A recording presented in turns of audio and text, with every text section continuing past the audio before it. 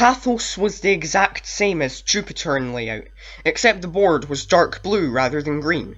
The first thing I noticed was all the usual level icons had been replaced by a blue rock and some kind of orange honeycomb shape. There was one icon that had part of the jungle icon shape, but I didn't really pay attention to it. I checked the other side of the board to see the new monster. Instead of Hedorah, it was Biollante. But that couldn't have been right.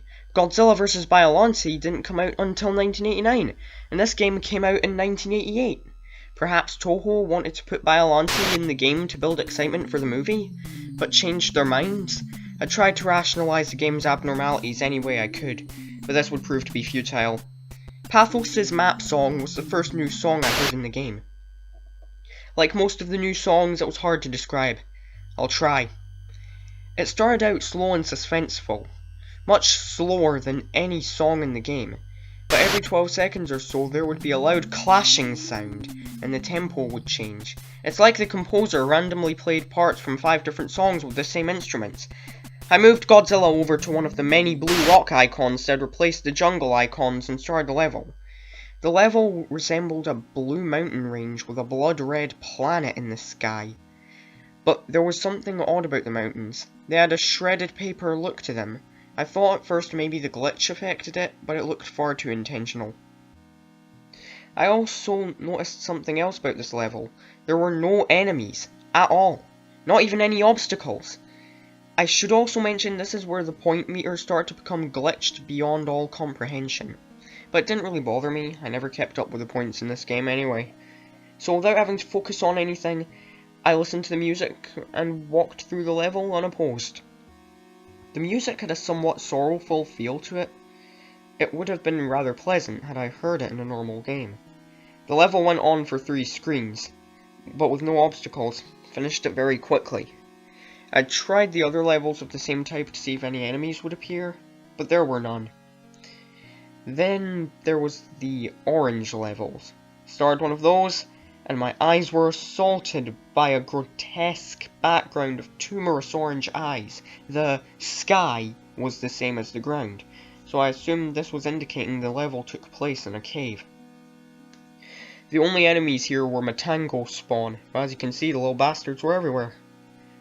The music certainly didn't help, with a mixture of screeching sounds and loud drum beats that sounded like a monster's theme in a horror film. After completing it, I tried to avoid playing through any more of these levels whenever I could.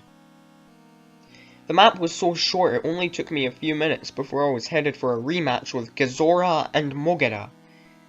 But this time, their sprites and attack patterns were vastly different. I fought Mogera first. Mogera's replacement was a flying machine with a slight resemblance to a Pascagoula alien. It was a bit like fighting Mothra, only it moved with a lot more grace.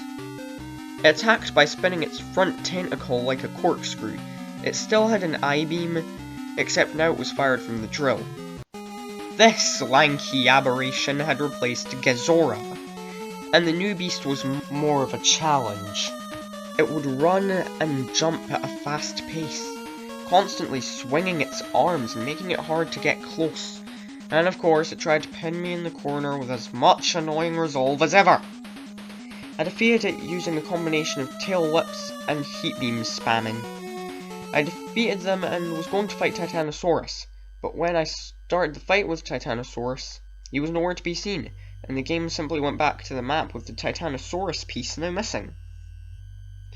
There was no one left to fight but Biollante, so I eagerly started the battle.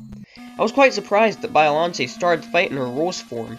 She was immobile and used the tentacles to keep me away from the main body, which took the most damage. As expected, she turned into her final form after taking enough damage. The sprite looked pretty damn good for 8-bit. The battle technique was the same, except Biollante could now move, albeit a bit slower than any other monster.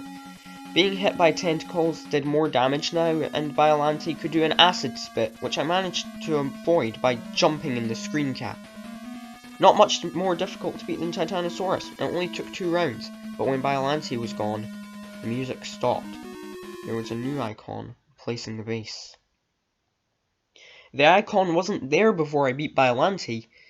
It resembled a red tribal mask, and I had a feeling of dread when I saw it. But since it replaced the base, it must be the only way to exit Pathos. I moved Godzilla to the square and started the level. It was a hellish-looking place with no sky and flickering fire in the background. The fire looked far more advanced than anything I've seen on the NES.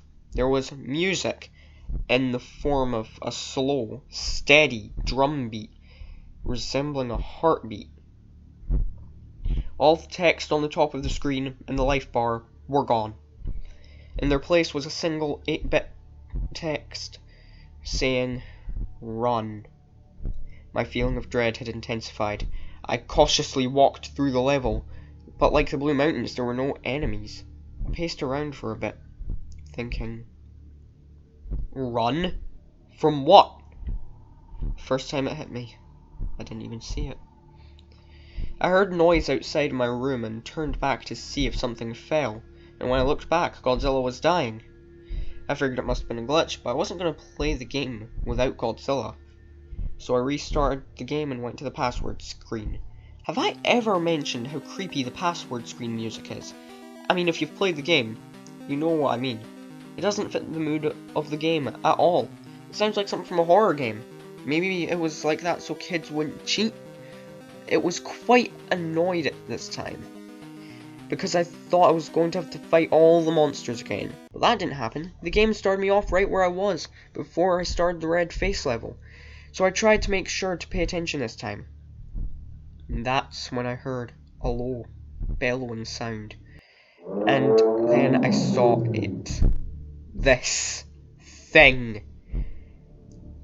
Do you know that feeling when your body knows you're in extreme danger? You start to recoil and tense up as the adrenaline flows through your veins and your nerves start to feel very, very cold. That's the feeling I had when I took the screen cap. I haven't seen all the Godzilla movies, but I'm pretty damn sure this wasn't in any of them. It had to be something the creators made up. But what kind of sick fuck would put this in a children's game? But by sheer dumb luck, or perhaps the adrenaline boost, I managed to run fast enough away from it.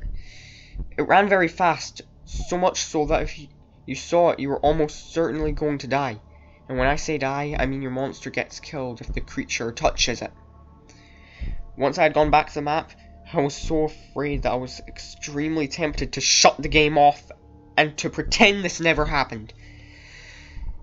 I couldn't believe what I'd just seen. It couldn't have been real. And if I wanted to continue, I still had to get Mothra through the chase level. But as I stayed inactive on the map screen for a few minutes, my fear was replaced by burning curiosity. What the hell had just happened? What was the rest of the game going to be like? I only had to beat this level with Mothra, then it was on to the next world. But when I moved Mothra to the red face, the game registered it as me beating the level. I was quite relieved, and I was ready for the next world. Trance.